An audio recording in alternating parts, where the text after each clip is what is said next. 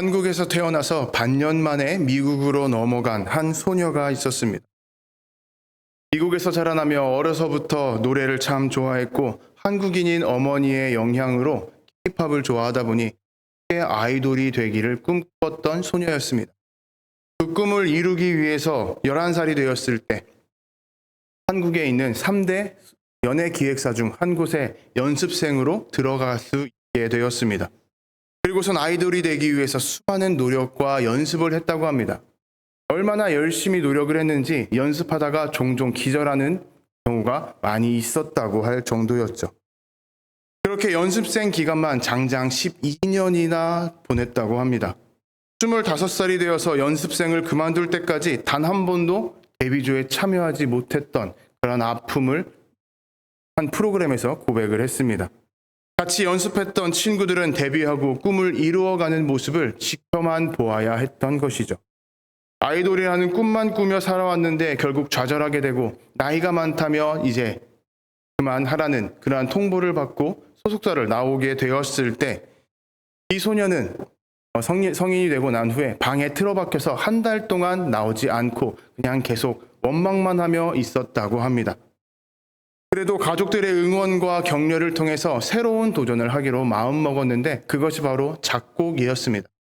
인터넷을 통해서 작곡을 독학하기 시작했고 그리고 홍대로 나아가서 수많은 작곡가와 프로듀서들에게 가르침을 청하고 배우기 시작했습니다. 그리고 얼마 지나지 않아서 어떤 아이돌이 부른 곡의 작곡가로서 이름을 올리게 되었는데 그 곡이 상당한 히트를 치게 되었습니다. 그리고 그때부터 작곡가로서 명성을 날리기 시작했죠. 그리고 시간이 조금 더 흘러 2020년이 되었을 때 한 애니메이션에 주제곡 작곡을 해달라는 요청을 받게 됩니다. 그리고 그 주제곡에 작곡을 하면서 이 작곡가의 인생이 완전히 뒤바뀌어 버리게 됩니다. 제가 작년 설교 때 잠깐 도입예화에서 소개해드렸던 애니메이션인데 한국의 아이돌과 한국의 문화를 바탕으로 만들었던 K-팝 데몬 헌터스라는 제목의 애니메이션입니다. 소리 소문 없이 미약하게 시작했지만 몇 달 만에 수많은 기록들을 세웠고 그리고 지금까지 깨지지 않는 엄청난 기록을 만들어낸 그러한 애니메이션입니다. 그 애니메이션의 처음 주제곡인 골든을 작곡하게 되었죠. 이 노래를 작곡할 때 재미난 일화를 하나 이 작곡가가 소개해 주었습니다. 처음 이 곡을 작곡할 때에는 자기가 이 곡을 부를 것이 아니었기 때문에 그냥 무작정 어려운 곡으로 만들겠다라고 결심하고 그렇게 곡을 작곡했다고 합니다. 제일 낮은 음과 제일 높은 음의 그 폭이, 그 범위가 너무나도 넓어서 이 곡을 완창할 수 있는 가수가 많지가 않은 그러한 상황까지 이루어질 정도로 어렵게 곡을 만들어냈던 것이죠. 그렇게 곡을 만들어내고 좋아하고 있었는데 시간이 흐르면서 결국 이 작곡가에게 이 노래를 불러달라는 요청을 하게 됩니다. 자기가 부른 내가 부르지 않을 거야 라고 생각하며 한참을 어렵게 만든 노래의 주인공이 되어버리고 만 것이죠. 이렇게 자신이 작사 작곡한 곡을 부르게 되면서 첫 꿈이었던 아이돌은 아니었지만 싱어송라이터, 가수로서 결국 데뷔하게 됩니다. 꿈으로 가던 그 처음 길은 막히게 되었지만 결국 다른 길을 찾아 걸어가게 되었고 그리고 정상의 자리에 우뚝 서게 된 가수 이재 씨의 이야기입니다. 그리고 그 이재 씨는 오늘 2026년 1월 11일 미국의 골든 글로브에서 주제곡상, 작곡상으로 시상을 받게 되었습니다. 그 시상식에서 울면서 이러한 소감을 전했습니다. Rejection is redirection. 해석하면 거절은 새로운 방향입니다 라는 의미죠. 거절은 새로운 방향으로 나아갈 기회이고 순간이다 라는 의미로 이야기했습니다. 처음 자신의 길은 거절당했지만 그 순간은 새로운 방향으로 나아갈 수 있는 자리였다라고 고백합니다. 그러니 자신의 길이 거절당한다 할지라도 포기하지 말고 새로운 방향을 잡고 끊임없이 나아가라는 그러한 말을 수상소감으로 전했던 것이었죠. 우리는 지난주에 계획을 세우되 그 걸음을 하나님께 맡겨야 한다고 나누었습니다. 그렇게 하나님께 걸음을 맡기고 걸어가면 우리는 한 가지 오해를 하게 됩니다. 하나님께서 이 걸음을 이끄시니 그 길은 안전한 대로가 될 거야. 평탄해질 거야. 높은 산은 낮아지고 계곡은 메워져서 우리는 편하게 걸어만 가면 될 거야. 그런데 우리가 그 길을 걸어가다 보면 정말 생각지도 않은 수많은 장애물을 만나게 되고, 그리고 길을 막아버리는 엄청난 벽을 마주할 때도 있습니다. 그리고 그 벽은 생각보다 크고 단단해서 우리의 마음을 뒤흔들어 버리고 합니다. 그 앞에서 우리는 이렇게 생각하게 되죠. 내가 뭐 죄를 지었나? 내 믿음이 부족한가? 내가 기도를 덜 했나? 나 자신을 탓하기 시작합니다. 이렇게 마음이 흔들릴 때 우리는 보통 두 가지 중에 한 가지 행동을 선택해서 하는 경우가 있습니다. 처음은 가로막은 벽을 내가 어떻게든 무너뜨리고 앞으로 나가겠다. 끝까지 포기하지 않고 매달리는 것입니다. 물론 내가 무너뜨린다기보다는 하나님께 무너뜨려달라고 고백하고 간구하는 것이죠. 끊임없이 그 문제를 붙잡고 하나님 앞에 나아가서 소리 지르고 외치고 부르짖으며 간구하는 것입니다. 주님께서 해결해 주겠다라는 응답을 주기 전까지는 내가 이 문제를 놓지 않겠습니다 라는 의지를 가지고 하나님 앞에 끊임없이 무릎 꿇고 매달리는 것입니다. 목이 터져라 소리 지르는 거예요. 이러한 기도를 대표적으로 했던 사람이 바로 성경에 나오는 야곱입니다. 야곱은 외삼촌 라반의 집에서 많은 재산과 가족을 이루었습니다. 그리고 외삼촌 라반을 떠나서 고향으로 되돌아가게 되죠. 그렇게 고향으로 가는데 자신의 형인 에서가 자신을 치기 위해 군사들을 이끌고 나와 있다라는 소식을 듣게 됩니다. 자신이 죽을지도 모른다는 그 걱정과 두려움 앞에서 야곱은 자신의 재산과 가족들을 먼저 앞서 보내고 혼자 남아서 허성이고 걱정과 두려움에 휩싸였습니다. 그렇게 야복 강가를 거닐 때 밤이 되어서 한 사람이 나타났고 그 사람과 씨름을 하게 되었습니다. 여러분들이 아시다시피 하나님의 사자와 씨름을 했던 것이죠. 그런데 그 씨름이 정말 끊임이 없었습니다. 야곱은 그 사자를, 하나님의 사자를 절대로 놓지 않고 포기하지 않고 끊임없이 매달렸습니다. 지금 이대로 이 사람을 놓고 내가 날이 밝아 앞으로 가게 된다면 에서에게 죽을지 모른다라는 그런 걱정과 두려움 때문에 끊임없이 하나님의 사자를 붙잡고 놓지 않았던 것이죠. 그래서 결국 어떻게 되었나요? 새로운 이름을 부여받았습니다. 너는 이제 이스라엘이다.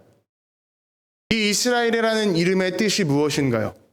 하나님과 겨루어 이겼다라는 뜻.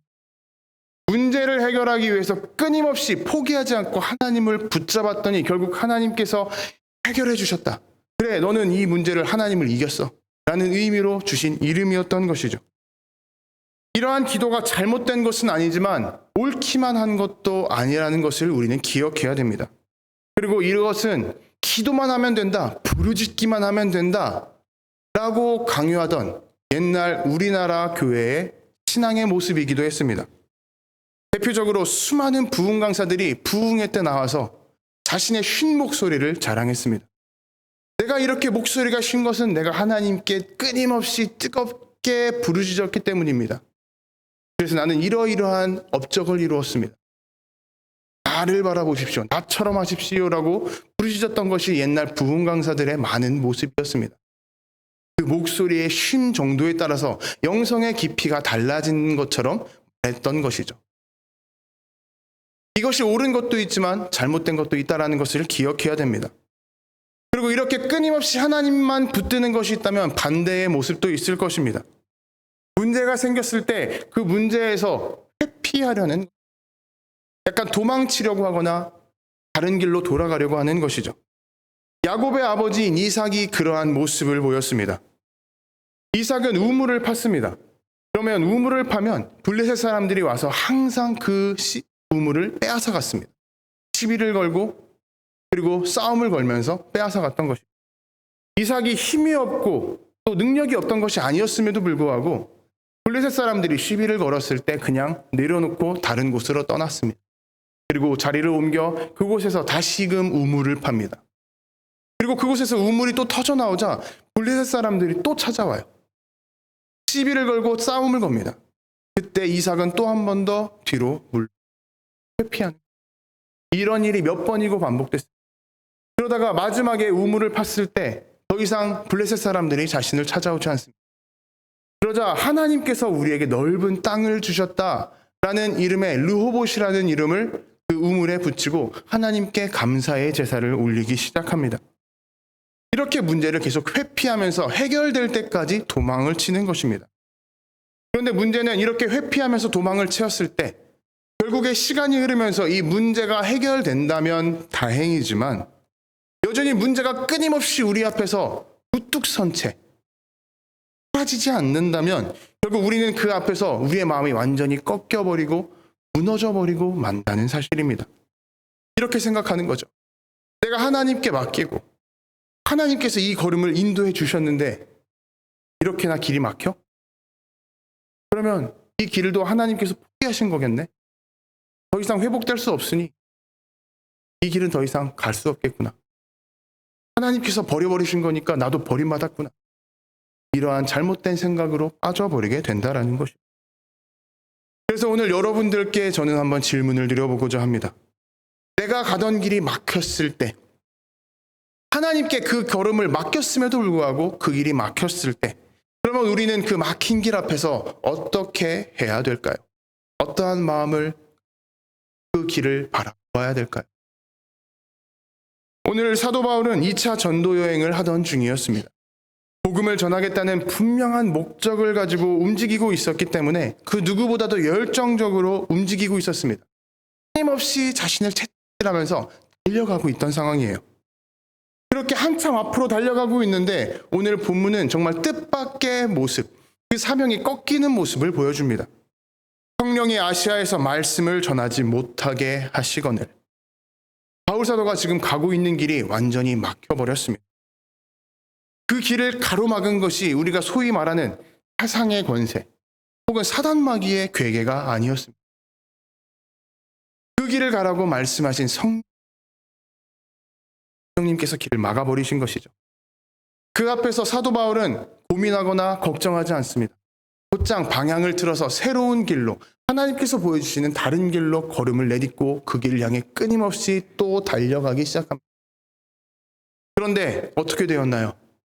다시금 막혀버립니다.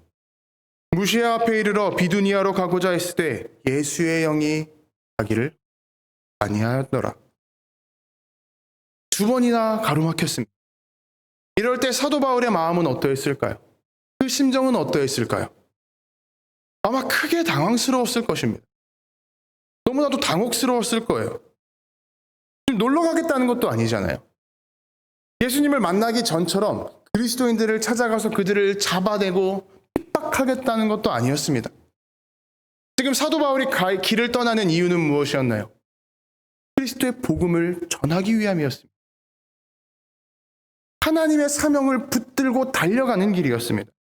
그럼에도 불구하고 하나님께서는 이 사명의 길을 2번이나 오늘 본문이 우리에게 가르쳐주는 것은 하나님께서는 좋은 길이라 할지라도 가로막으실 수 있다라는 것을 보여주고 있습니다.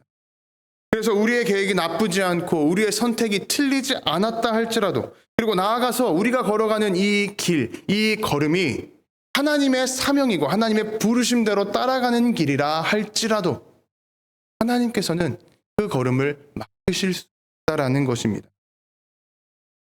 그러면 물론 우리는 의문이 들 것입니다. 내가 놀러 가겠다는 것도 아니고 주님의 일을 하겠다는데 왜 내 길을 막으십니까? 왜 막으시는 걸까요? 내 욕심대로 살아가는 것도 아닌데 내 이득을 위해서 살아가겠다는 것도 아닌데 왜 길을 막으시는 걸까요? 하나님께서 우리를 괴롭히시려는 걸까요? 아니면은 이전에는 내가 내 마음대로 살았으니 그것에 대한 벌이야 라면서 지금 길을 막 막으시는 걸까요? 당연히 아니겠죠.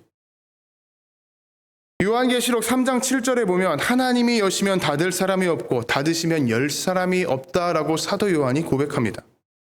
하나님께서 문을 닫으시면 열 수 있는 사람은 아무도 없고 그 문을 열면 닫을 수 있는 사람은 아무도 없다라는 것이 사람의 능력으로는 그 문을 열고 닫을 수 없다는 고백입니다. 하지만 하나님께서는 그 문을 본인 마음대로 열거나 닫지 않으십니다. 그 이유는 그 순간에 우리는 알 수 없을 수 하지만 시간이 흘렀을 때 그 이유를 우리는 분명히 알 수 있게 되죠. 이러한 경우가 있습니다. 우리가 길을 가다 보면 공사 현장을 자주 맞이하게 됩니다. 한참 길을 따라서 걸어가고 있는데 앞에 공사 현장이 나타나서 표지판이 나타납니다. 공사 중이니 되돌아가십시오. 혹은 길을 가로막는 가림막이 놓여 있습니다. 그 앞에서 우리는 어떠한 생각이 들까요? 불평함과 그리고 불편함이 듭니다. 짜증이 막 올라올 거예요. 왜 하필 지금 공사장이 공사를 하고 있어서 내 가는 길을 막는 거야? 왜 하필이면 내가 가는 이 길이야? 라는 짜증이 막 밀려올 거예요. 그런데 잘 생각해 보면 이 공사장의 표지판이나 가림막은 단순하게 우리를 불편하게 만들거나 우리를 귀찮게 만들기 위해서 놓여 있는 것이 아니라는 사실입니다. 공사장 주변은 항상 위험이 도사리고 있죠. 무언가 위에서 떨어질 수도 있습니다. 공사를 하다가 걸어가는 길이 무너져 버릴 수도 있습니다. 거대한 공사 장비에 의해서 부딪혀서 다칠 수도 있습니다. 그 모든 사고를 미연에 방지하기 위해서 우리에게 경고를 주고 알려주며 귀찮더라도 불편하더라도 조금 돌아가라고 말하는 것이 그 공사 표지판이고 가림막인 것입니다. 이렇듯 공사 표지판이나 가림막은 우리의 위험을 피해갈 수 있게 해줍니다. 물론 이 표지판이나 가림막은 당장 눈앞을 보면서 우리가 그 이유를 알 수는 있습니다. 귀찮기는 하지만 내가 돌아가야 하는 이유를 알 수는 있습니다. 그런데 가끔씩 우리는 무언가에 몰두하게 되면 주변의 상황을 바라보지 못할 때가 참 많이 있습니다. 표지판이 놓여 있는데도 불구하고 그 표지판을 바라보지 못하고 앞만 바라보며 달려가는 거예요. 제 둘째 아이가 추석 연휴 기간에 태어났습니다. 그래서 제 아내가 조리원에 들어가 있다 보니 추석 명절을 새러 제가 첫째 아이만 데리고 수원으로 올라가야 했습니다. 그렇게 출발한 지 얼마 되지 않았을 때 교차로에서 좌회전을 하고 있는데 제 옆 차선에서 똑같이 좌회전을 하던 차가 더 제 차선으로 밀고 들어왔어요. 그래서 접촉사고가 나고 말았습니다. 갓길에 차를 세우고 저는 한참 얼굴을 찡그리면서 내렸습니다. 일부러 얼굴을 찡그렸어요. 여러분들도 잘 아시다시피 제 얼굴은 상당히 선해 보이고 착해 보입니다. 인정하시죠? 네, 감사합니다. 그러다 보니까 제가 직장 다닐 때 수원시청역에 가면 항상 도를 하십니까? 라는 사람들이 자주 와서 저에게 들이붙어요.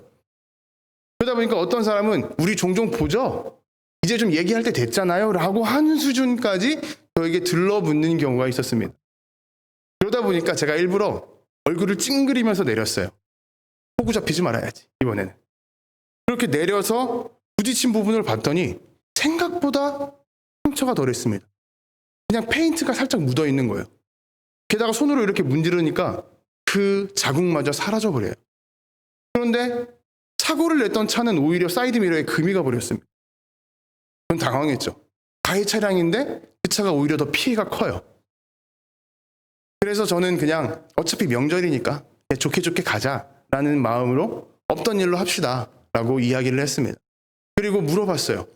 그 운전자가 젊은 여성이었었는데 왜 사고가 났나요? 제가 더 앞에 있었기 때문에 보지 못했을 수가 없는데 왜 사고가 났습니까? 라고 했더니 이렇게 얘기하는 거예요. 처음에는 안 보였습니다. 분명히 차가 없었어요. 그런데 갑자기 쾅 소리가 났고 돌아보니 차가 나타났다는 거예요. 이렇듯 우리는 앞만 바라보며 가다 보면 분명히 내 앞에 있는데도 불구하고 그것의 시선을 놓칠 때가 있습니다. 이 앞에 무언가 있는데도 불구하고 그것을 바라보지 못하고 그것을 향해 달려갈 때가 있는 거예요. 그게 좋은 곳이라면 다행인데 위험이 있다면 우리는 위험으로 바로 직행을 하는 것과 똑같은 것이죠. 그래서 하나님께서는 우리를 위해서 우리에게 표지판을 두시는 가림막을 두시는 것입니다. 앞만 보지 말아라. 옆을 좀 바라봐라. 위험을 바라봐라. 이러한 이유로 우리에게 길을 막아버리시는 경우도 있다는 것을 우리는 기억해야 됩니다.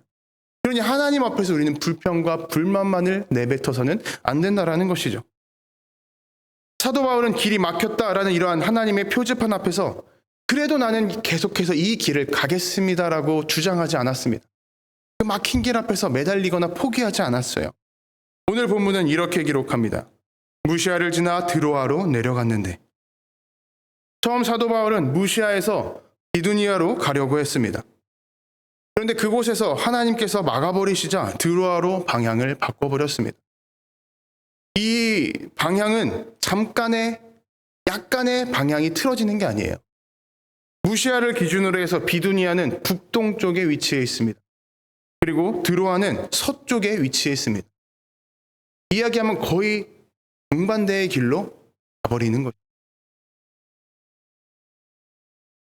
사도 바울은 막힌 길을 뚫겠다고, 그래도 하나님께서 막으실지언정 제가 사명을 위해 가는 거니까 이 길을 가겠습니다. 그러니 열어주십시오 라고 매달렸던 것이 아니라 하나님께서 허락하신 전혀 다른 방향으로 곧장 발걸음을 옮기고 나아갔던 것입니다.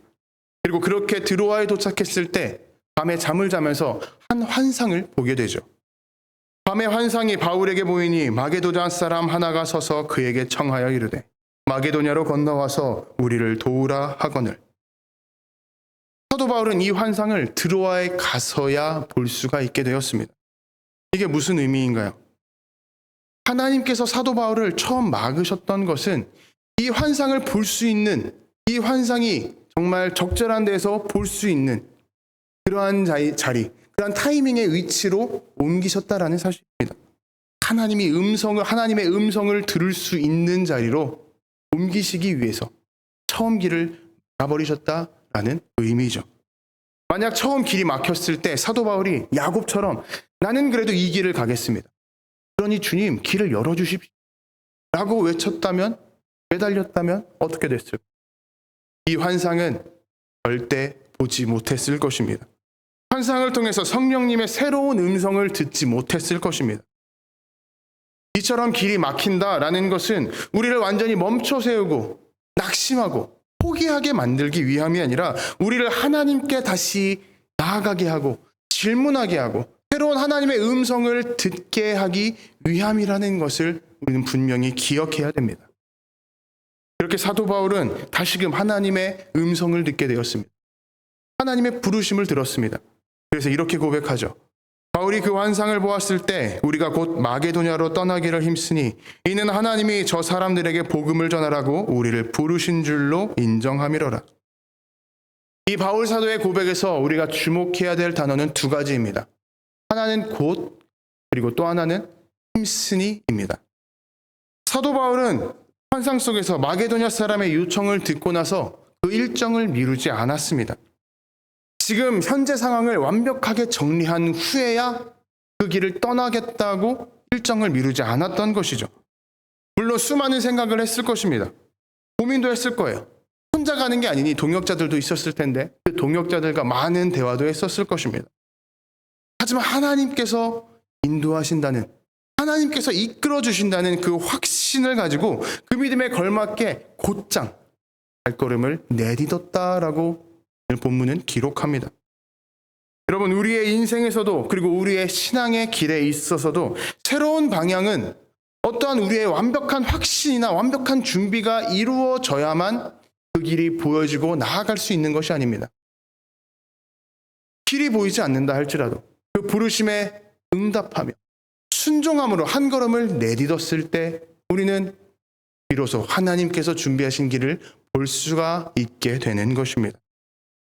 그리고 바울 사도는 이어서 그 길을 끊임없이 걸어가기 위해 힘쓴다라고 고백합니다.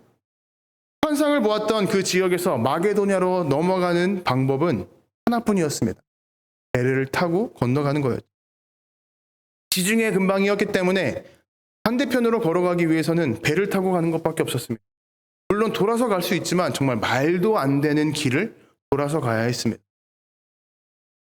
그런데 하나님께서, 성령님께서 새로운 장소를 주셨고 명령하셨고 가르쳐 주셨으니 그 환상이 끝나고 눈을 딱 떴을 때 모든 준비가 다 완벽하게 이루어져 있었을까요? 당장 떠나도 되겠다라고 할 수 있었을까요? 눈을 떴더니 그 앞에 마게도냐로 갈 수 있는 배 티켓이 막 놓여져 있었을까요? 그렇지 않았겠죠. 사도 바울은 동역자들과 함께 곧장 떠나기 위해서 수많은 준비를 처음부터 해야 됐습니다. 모든 준비를 다시 처음부터 해야 됐습니다. 원래 처음 가고자 했던 곳에서 다른 길로 왔습니다. 그러다 보니 준비했던 것들이 소용 없어진 것들, 필요 없어진 것들이 생겼을 거예요. 그럼에도 불구하고 새로운 길로 나아갔습니다. 그런데 다시 새로운 길로 가래요. 또 필요 없는 것들이 생겼을 수가 있고 다시 준비해야 되는 것들이 필요했을 것입니다. 그것들을 빠르게 준비하고 빠르게 순종하기 위해서 사도 바울은 동역자들과 애썼다, 힘썼다, 노력했다라고 이렇게 기록하고 있는 것입니다. 그리고 이렇게 노력이 필요한 것은 엄청난 결단이 필요하기 때문도 있습니다. 처음 계획했던 그 길을 벗어나서 다른 길로 가는 것은 정말 엄청난 결단이 있어야 돼요. 쉬운 일이, 여러분들도 어떠한 길을 놓고 가고 있었는데 갑작스럽게 무슨 문제가 생겼다고 다른 곳으로 방향을 틀고 가기란 쉽지 않을 것입니다. 말씀드렸듯 수많은 준비가 있었는데 그것들이 없어질 수가 있기 때문이죠. 그래서 길을 굴리는 것은 쉬운 일이 아니에요. 어른만 그런 것도 아니고 아이들도 똑같습니다. 제 첫째 아이가 지금보다 조금 더 어렸을 때 제가 새벽 예배를 갔다 와서 옷을 갈아입고 있었습니다. 근데 그때는 제 아이가 저 일찍 깨어났을 때예요. 그래서 막 옷을 갈아입고 있는데 갑자기 안방문이 슥 열리더니 제 아이가 거실로 가는 게 제 눈에 보였습니다. 쭈뼛쭈뼛 걸어가고 있는 거예요.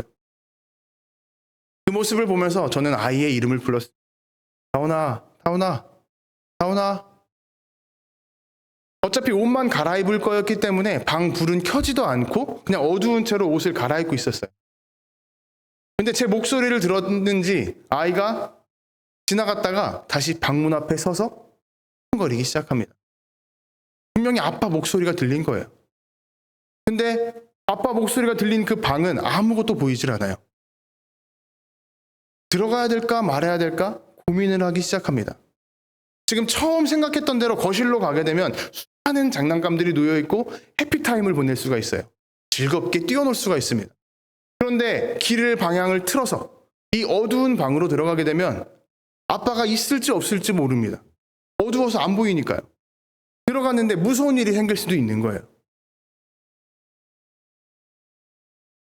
그저 들려오는 아빠의 목소리만 듣고 그 방향으로 몸을 틀어서 결단해야 했던 것이죠. 그렇게 아이는 제 목소리를 듣고 방으로, 그 모습이 너무나도 이뻐서 꼭 끌어안고 거실로 나가서 놀으라고 장난감 앞에 잘 놓아주었습니다. 이렇게 내가 나아가던 방향에서 완전히 몸을 트는 것은 정말 엄청난 노력과 애씀이 필요하다는 것이죠. 다만 우리가 오해하지 말아야 될 것이 하나 있습니다. 이러한 생각은 하지 말아야 된다는 거예요. 아, 내가 가는 길이 막히면 이건 전부 다 하나님께서 막으시는 거겠네? 그냥 다 막혀버리면 그냥 그 자리에서 멈춰버리면 되겠네? 그리고 새로운 길을 찾아서 그냥 막 둘러보고 있으면 되겠네? 하나님께서 보여주실 테니. 이러한 생각, 이러한 단순한 결론은 지으면 안 된다라는 것입니다. 어떠한 길막힘은 하나님께서 바울에게와 같이 새로운 방향을 보여주시기 위해 길을 막아버리시는 걸 수도 있습니다. 그런데 어떠한 길막힘은 단순하게 내가 준비가 부족해서 생기는 걸 수도 있어요. 혹은 내 욕심이 앞서다 보니까 길이 막히는 걸 수도 있고 세상의 구조나 현실에 의해서 길이 막히는 경우도 있습니다.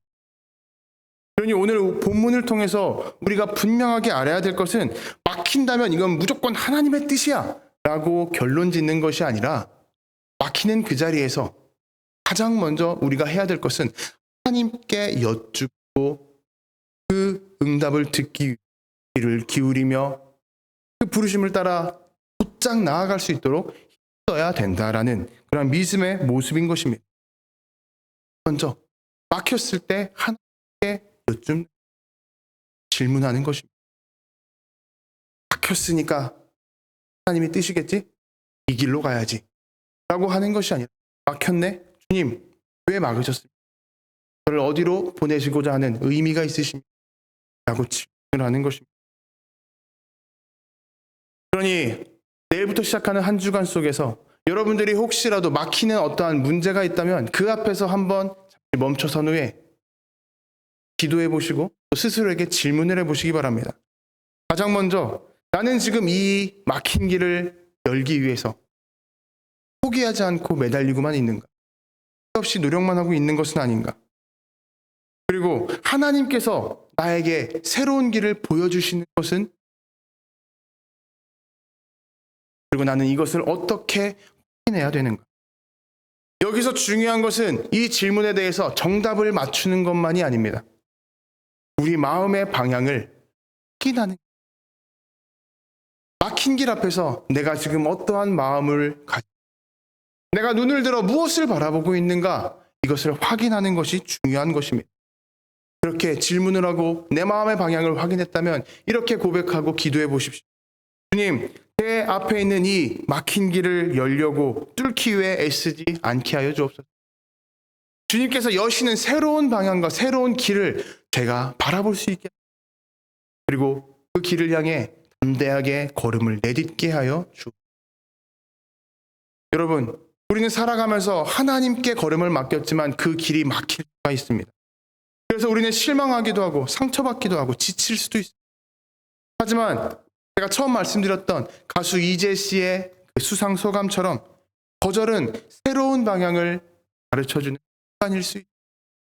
이번 한 주 내가 가는 길이 막혔을 때 그 길 앞에서 그냥 단순하게 멈춰서서 포기하거나 좌절하거나 혹은 그 길을 뚫어내겠다고 에너지를 소모하는 것이 아니라 가장 먼저 그 앞에 서서 주님께 여쭙는 우리가 되기를 소망합니다. 주님께 여쭙고 주님께서 새로운 방향을 주신다면 그 방향을 향해서 담대하게 한 걸음을 곧장 내딛기 위해 애쓰는 우리 모두가 되기를 내 이름으로 도전하고 축복합니다.